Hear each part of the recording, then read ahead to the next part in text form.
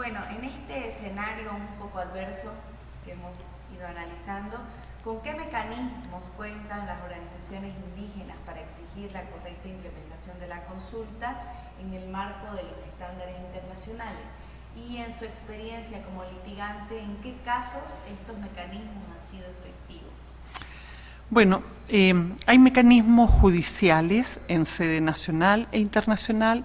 Mecanismo judicial en sede internacional es el Sistema Interamericano de Derechos Humanos, la comisión, que tiene dos etapas, una en la Comisión Interamericana de Derechos Humanos, que es previa, donde la comisión está destinada a que la comisión se forme convicción si se ha realizado una violación a la Convención Americana de Derechos Humanos, y por lo tanto, una vez que se forma convicción, es la misma comisión la que representa los intereses de los peticionarios ante la Corte Interamericana de Derechos Humanos, que es una instancia cuyas sentencias tienen fuerza vinculante, como si fuera una sentencia pronunciada por los tribunales internos. Ese es un mecanismo. Otro mecanismo son las quejas individuales ante distintos organismos internacionales por violación de otros tratados específicos que han incorporado dentro de su normativa como derecho implícito los derechos de pueblos indígenas. Y es el caso de las quejas individuales al Comité para la Eliminación de toda forma de discriminación contra la mujer, al Comité para la Eliminación de todas formas de discriminación racial, y de hecho hay causas ahí que se están analizando precisamente para dar cuenta de casos de racismo ambiental contra pueblos indígenas, el Comité de Derechos del Niño, el Comité contra la Tortura en casos de criminalización, el Comité de Derechos Humanos, que está a cargo de la implementación del Pacto de Derechos Humanos, y que conocen entonces por la vía de quejas individuales cuando se están violando estos derechos. Entonces ahí vemos que hay una amplia gama de mecanismos de derecho internacional que pueden ser utilizados y que en realidad no han sido utilizados de un modo consistente por parte de los pueblos indígenas, sino que han usado el sistema interamericano y el sistema interamericano está colapsado. Entonces hay que empezar a indagar en estas otras vías como un escenario posible. Ahora, a diferencia de la comisión, estos comités no son cortes y por lo tanto sus sentencias no son, su jurisprudencia no es una sentencia, es una recomendación. Mientras el Estado está obligado por el fallo de la Corte Interamericana, no estaría obligado jurídicamente por estas recomendaciones. Sin embargo, está obligado políticamente, y un Estado que hoy día es parte de la comunidad internacional no puede no dar cumplimiento a las decisiones que adoptan en el marco de las quejas individuales los órganos de tratado. Hay un sistema precisamente para presionar a los estados al cumplimiento de estas resoluciones.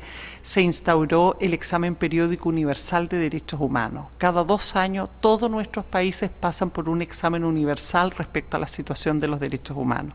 Y en el marco de esta examinación el Estado debe dar cuenta del cumplimiento de las obligaciones impuestas por los órganos de tratado, y si efectivamente hay un fallo de un determinado comité deberá dar cuenta porque no ha dado cumplimiento.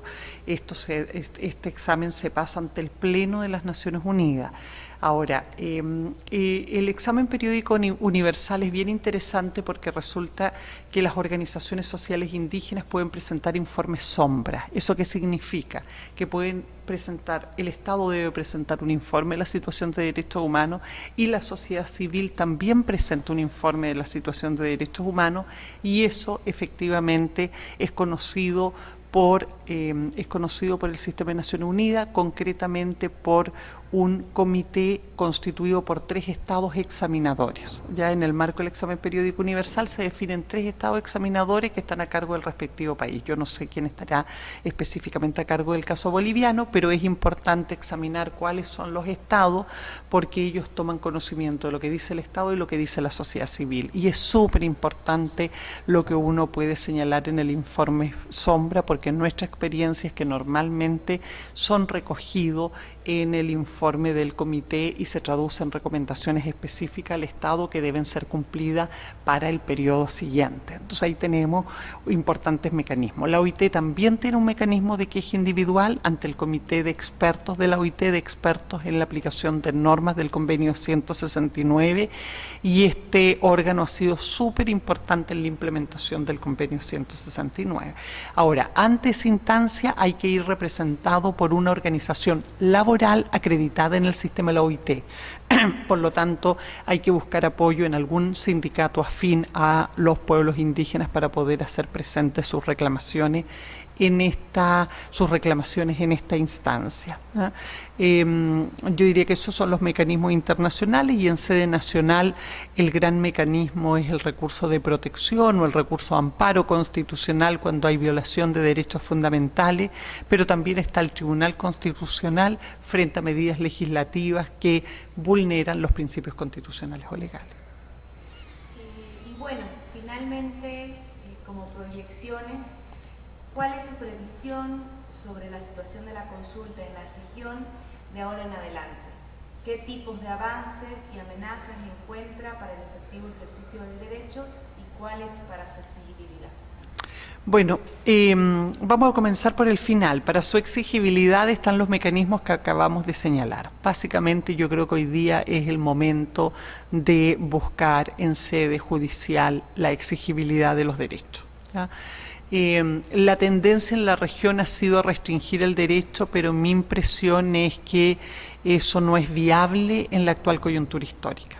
En último término, nuestros países están, así como se ha globalizado la economía, también se han globalizado los derechos humanos y por lo tanto están obligados a darle cumplimiento. Pero además, hoy día también esto se ha instalado en el seno de la globalización económica, y es la misma OECD la que actúa como instancia de control a través de los llamados, tienen un grupo de contacto en los distintos países que busca precisamente que los países que ingresan a la OECD y las empresas que además actúan en el comercio internacional cumplan con estándares mínimos, y esos estándares mínimos significa pleno respeto a los derechos humanos.